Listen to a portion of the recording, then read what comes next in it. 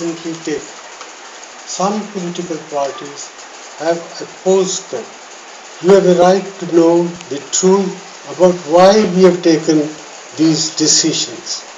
No government likes to impose burdens on the common man. Our government has been voted to office twice to protect the interests of the Aam Aadmi. At the same time, it is the responsibility of the government to defend the national interest and protect the long-term future of our people. This means that we must ensure that the economy grows rapidly and that this generates enough productive jobs for the youth of our country. Rapid growth is also necessary to raise the revenues we need to finance our programs in education, healthcare, housing and rural employment. The challenge is that we have to do this at a time when the world economy is experiencing great difficulty. The United States and Europe are struggling to deal with an economic slowdown and financial crisis. Even China is slowing down. We too have been affected, though I believe we have been able to limit the effect of the global crisis. We are at a point where we can reverse the slowdown in our growth. We need a revival in investor confidence domestically and globally.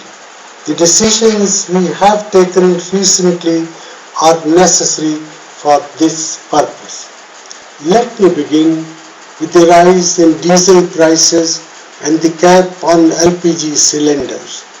We import almost 80% of our oil and oil prices in the world market have increased sharply in the past 4 years.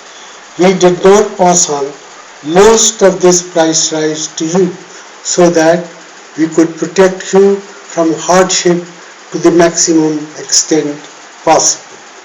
As a result, the subsidy on petroleum products has grown enormously. It was rupees 1,40,000 crores last year. If we had not acted, it would have been over rupees 200,000 crores this year. Where would the money for this have come from?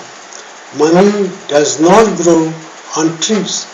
If we had not acted, it would have meant a higher fiscal deficit, that is an unsustainable increase in government expenditure vis-a-vis government income. If unchecked, this would lead to a further steep rise in prices and a loss of confidence in our economy. The prices of essential commodities would rise faster. Both domestic as well as foreign investors would be reluctant to invest in our economy. Interest rates would rise.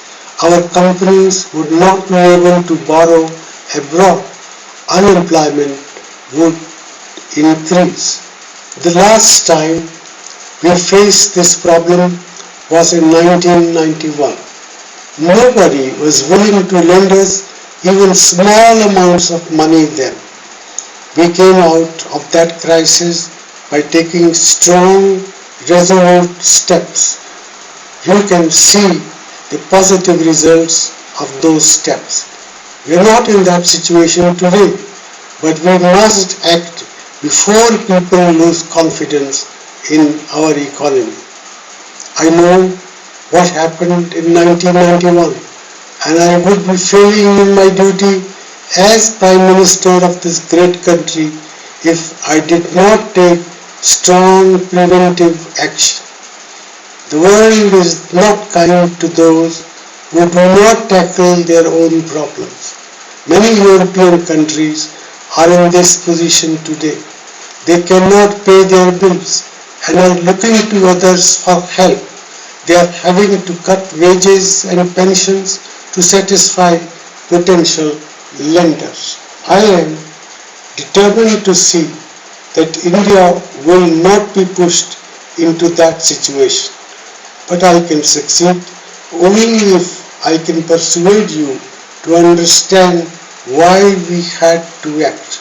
We raised the price of diesel by just rupees 5 per litre instead of the rupees 17 that was needed to cut all losses on diesel. Much of diesel is used by big cars and SUVs owned by the rich and by factories and businesses. Should government run large fiscal deficits to subsidize them? We reduced taxes on petrol by rupees 5 per litre to prevent a rise in petrol prices. We did this so that the crores of middle class people who drive scooters and motorcycles are not hit further. On LPG, we put a cap of